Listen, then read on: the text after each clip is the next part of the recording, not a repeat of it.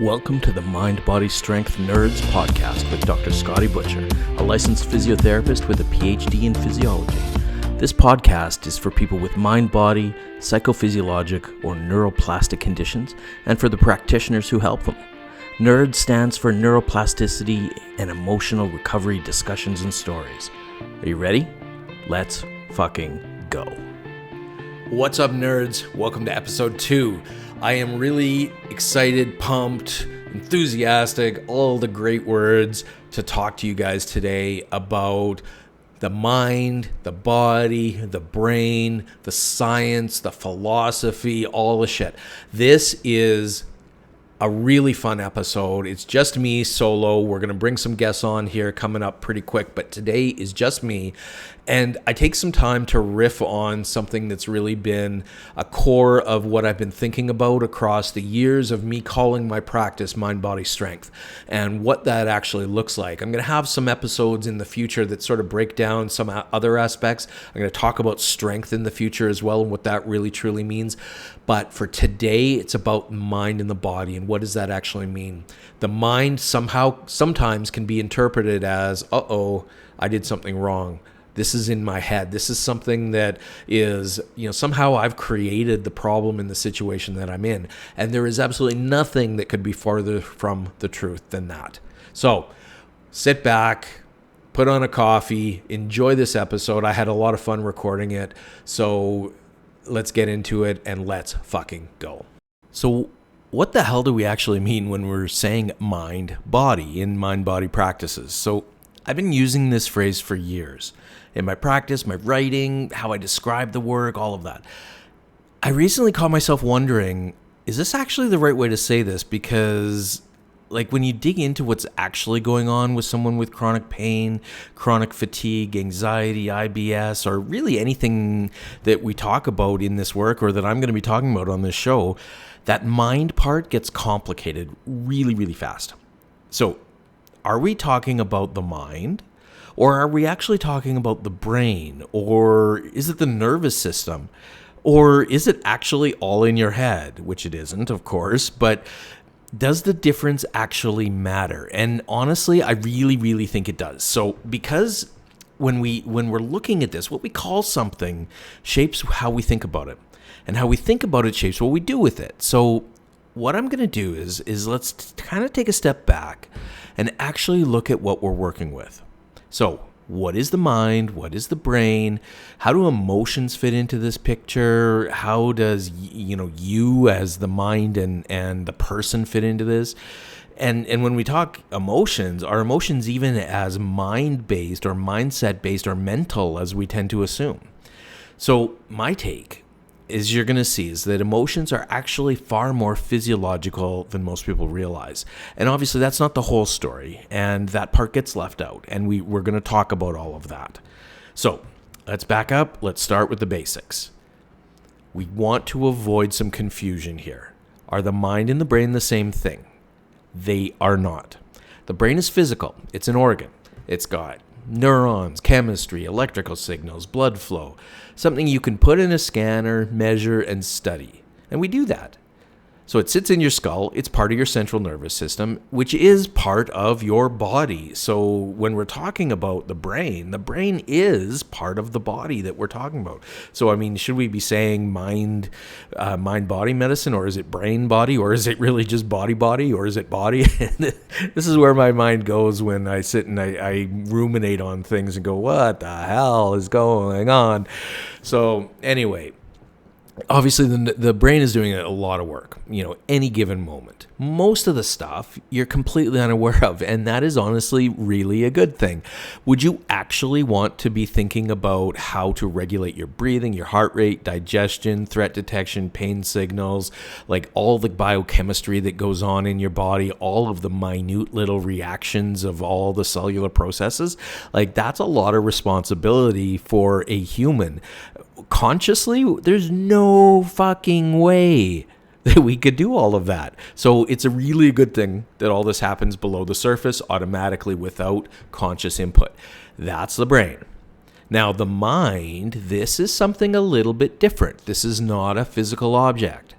It's the collection of experiences that arise from everything and all that brain activity, everything that makes you you, including if you're going to look spiritually, including what is your spirit. This is like everything put together: thoughts, memories, beliefs, awareness, that felt sense of being you. You can't scan a thought the way you can scan a neuron, but that doesn't make it less real. What it means is it just operates at a different level. And so the mind is what emerges when the brain is doing its thing. Kind of like how, a good example is wetness emerges from water molecules, even though a single water molecule isn't wet. That's kind of mind-blowing to sort of think about. And the pun was not intended in that case. All right. You need the whole system running together before everything properly comes together. All right. So obviously there's a deep connection between the mind and the brain. Changing the brain, you can change your mind. But they're not the same thing. And in this work, I really believe the distinction between them actually matters. The different parts of what we're dealing with live at different levels. And some of the stuff is happening in the body and the autonomic nervous system, way below conscious awareness, and some of it's happening in how you're interacting and interpreting and making meaning of what you feel. Some of it's sitting right at the interface between the two. So understanding which layer you're working with and knowing that they all talk to each other constantly, this is what makes this approach different from just treating the body or treating the thoughts. Okay. Coolest part of this whole episode, in my opinion. Are emotions physiological? Okay, we don't think of emotions as being physiological. We think of them as being in your brain and in some aspect of your mind. But here, let's look at some of this. My instinct, as I've said to clients for a while now, as I've said in this space, is largely emotions are physiological. They do show up in the body. You feel fear in your chest, grief in your throat, shame in your face, and some variation of that. And obviously everybody's a bit different. But they have measurable physiological signatures. So we can measure heart rate, we can measure cortisol, we can measure skin conductance, we can measure muscle tension. So there's a scientist named William James made this argument back in the 1880s. And it still does hold up to some degree. You don't tremble because you're afraid. You're afraid because you tremble. The body leads. Damasio is another researcher and philosopher that built on this with his somatic marker hypothesis. The idea that emotions are fundamentally bodily signals that guide decision-making. The body isn't just along for the ride, it's the thing that's generating the signals. So in clinical practice, this framing is useful. It's also very honest, and it removes blame. It explains why symptoms are real and physical even when there's no structural cause. It gives people something concrete to work with instead of being told their symptoms are psychological, which is what most people hear. And when they hear emotions are psychological, this is equating to somehow they're imagining it, or it's their fault, or it's all in their head.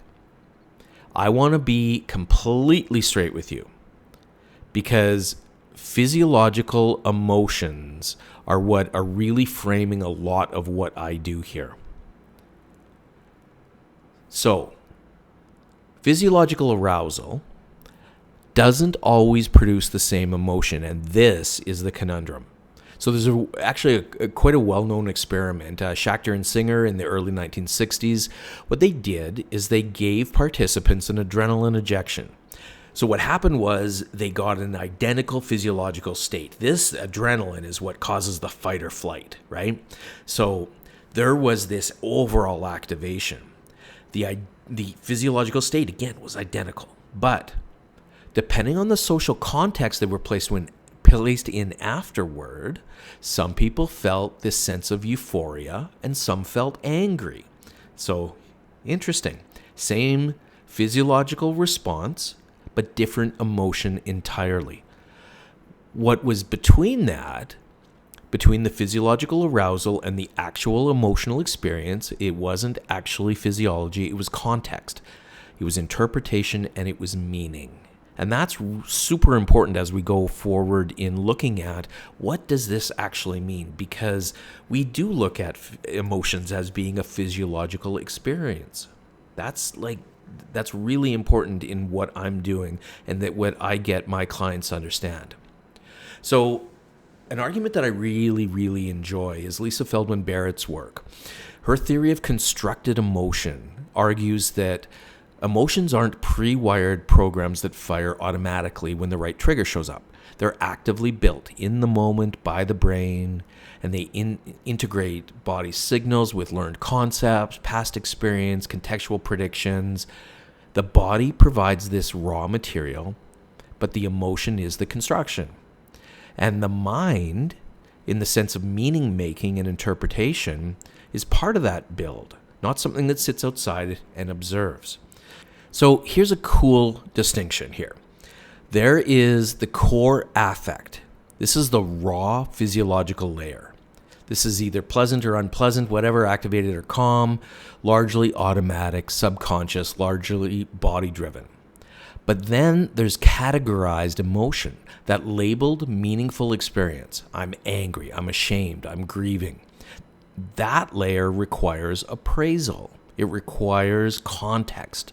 It requires the brain to make meaning out of the raw signal. So both are real and both matter, and they're not the same thing. So if we collapse them into one, we end up with a picture that's just too simple to be really useful.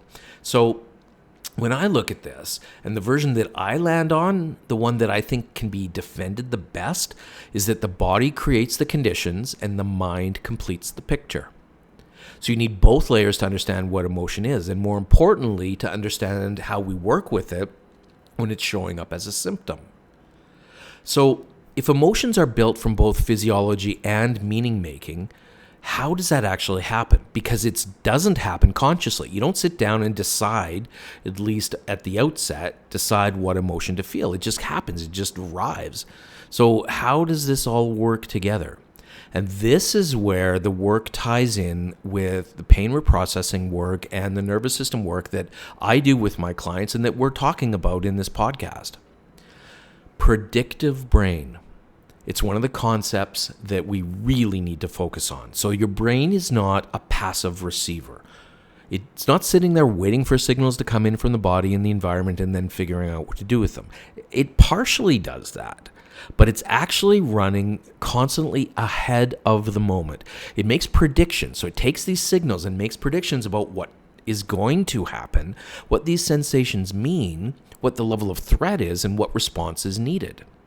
And it's doing this based on everything it's learned from past experience, your past experience, and the experience of what happens in the body. Every injury you've ever had, every time you felt unsafe, every time a situation went badly, all of that gets folded into the brain's predictive model.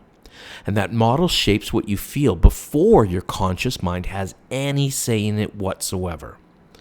It's like the autocomplete function on your phone when you're typing, when you're sending a text. Your phone doesn't wait for you to finish typing. It predicts the word based on your history and fills it in.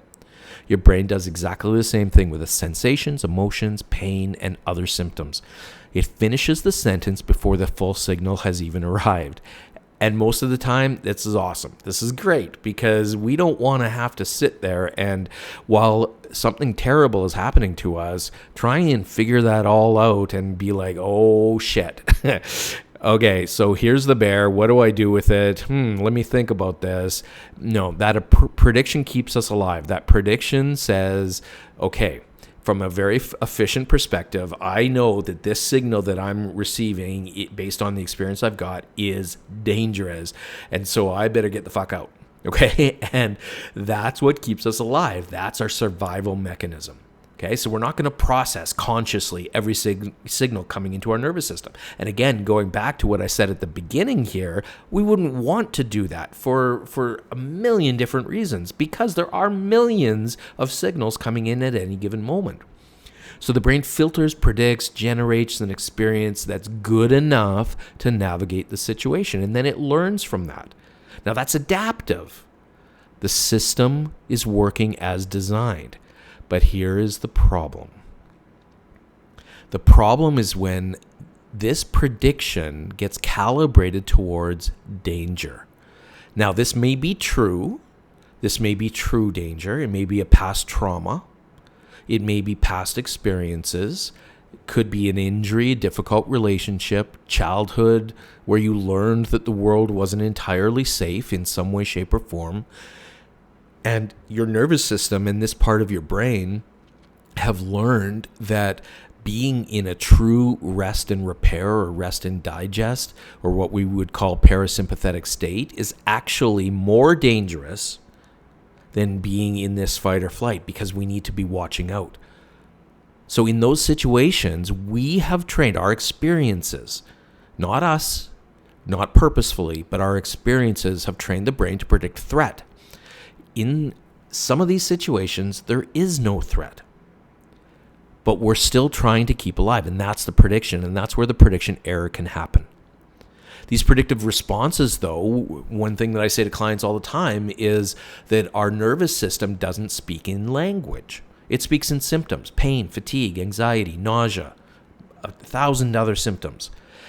And many, many times, these protective responses are at a volume that doesn't match what's actually happening. The volume is turned way up because the danger feels like it's really imminent. So this is the limbic system, and this is a big part of this. And when we're talking about this, we talk about the amygdala especially. This is basically the brain's threat detector. It's the one that is responsible for fight or flight. It's constantly scanning below conscious awareness. It's pattern matching, looking for signals that are associated with danger, all of these memories that we have. And it doesn't wait for our prefrontal cortex to weigh in. It fires first, and then it asks questions later. This is exactly what we want when there's a threat. When the threat is coming from the past or something emotional or sort of a constant level of trigger, financial, relationship, all of these things, when it's emotional rather than physical, or something that the body is long healed from, the amygdala doesn't know this. It doesn't get that memo. It keeps firing it, and the body keeps responding. What this means for neoplastic symptoms is huge. Pain or other symptoms that persist long after an injury. And that's not the body lying to you, and it's not you making this up. It's the brain running a prediction that it learned to expect pain in that context. And it's generating that symptom accordingly because it's natural. We're trying to protect ourselves, and we do that by prediction. So anxiety that shows up with a clear trigger. It's not a malfunction. It's a nervous system that learned through experience to stay on alert. The system is doing exactly what it was trained to do. The issue is that the training is out of date. And of course it is, because we're adapting and we change our experiences based on these new experiences that come up. So we need to then look at how do we train our brains and our nervous system with new training. This is a lot of the work that we do. We're working at this level to train the brain to change its threat detection. So this is genuinely hopeful, and this is what I tell my clients. This is a great thing. When we're not dealing with something structural in the body that's a problem, these patterns can be changed. These are learned patterns, learned and unlearned. The same neuroplasticity that allowed the brain to be calibrated towards threat can recalibrate towards safety. That is pure physiology. The brain changes with experience. We can deliberately create the kind of experience that shifts it in the right direction, and this is what I love and am passionate about in this work. All right, so we've got the body generating all these raw signals that that go into emotion. We've got the brain predicting and processing automatically below conscious awareness. And we've got the mind making meaning about all this, 3 layers, all talking to each other. And here's why when we start looking at the meaning maker, the mind piece, this is why this is important. We've talked physiology so far, but the mind is actually important as part of this. Not as the base level for why things are happening, but in terms of how things are really being processed and predicted and interpreted. So, if emotions and symptoms were purely physiological with no cognitive layer, as we mentioned, reframing wouldn't do anything. Changing how we think about a sensation wouldn't change the sensation. But here's the thing, it does. Consistently, not anecdotal. This is solid research. This is solid neuroscience. It's the reason that things like somatic tracking, which is a big part of what I do, it's why that works. It's why education about pain and other symptoms help people feel better before they've changed anything in their body. It's also the reason two people with identical scans, MRI scans as an example, identical diagnosis can have two completely different outcomes. One with massive pain and one with no pain. This is the meaning making, and it's inside the experience, not just sitting on top of it. So what you believe about your symptoms shapes how your nervous system responds to them. How fucking cool is that? Right? We can change consciously through our minds the way we interpret these sensations that come from our bodies. It's so cool. So if you believe a sensation is your back, it means your spine is fragile and something's breaking down, your nervous system is going to treat that sensation as a threat. The amygdala fires, the sympathetic nervous system activates, muscle tension increases, pain volume goes up, and now we've got more evidence that something is wrong. This reinforces the belief, and this reinforces the response. That's the fear, pain, or fear symptom loop. It's self-sustaining, and it's why people constantly believe that when they have pain or other symptoms that feel like they're in their body, that they absolutely must be in their body. So let's flip the interpretation. Okay? Not in a woo-woo positive thinking kind of way. You are not going to think your way out of this. I say this to clients all the time. You're not thinking your way out of this. But this is about actually understanding what's happening. We can change that loop and reverse that loop. The loop starts to break. So the same sensation interpreted as a nervous system signal rather than a structural alarm, it comes down and feels different. The threat response doesn't fire in the same way. The volume comes down. And this sometimes takes time. It's not always immediate. It's not always super dramatic at first. But even if we can move 1%, every time we start working on this, that 1% adds up over time. It's so important. So this is why fear is the central target of the work that I do and the work that those in this space do. Fear isn't just an emotion that makes things worse. It's a physiological amplifier. It turns the alarm up, and it operates across all three layers: body, brain's automatic processing, and the conscious mind, and it does it simultaneously. This means working with fear also has to happen across all three layers. Again, we're not thinking our way out of it. We can't just breathe our way out of it, and we can't just expose ourselves to the feared thing. Okay? These are individual approaches that have been shown to have marginal, if any, effect. We need everything working together: body, brain, and mind. So what this looks like in practice is a combination of a lot of different things. Understanding the mechanism is very important so the mind can stop treating these sensations as evidence of damage. Gradual, intentional exposure to the things the nervous system has been avoiding so that the brain gets this new evidence to update its predictions.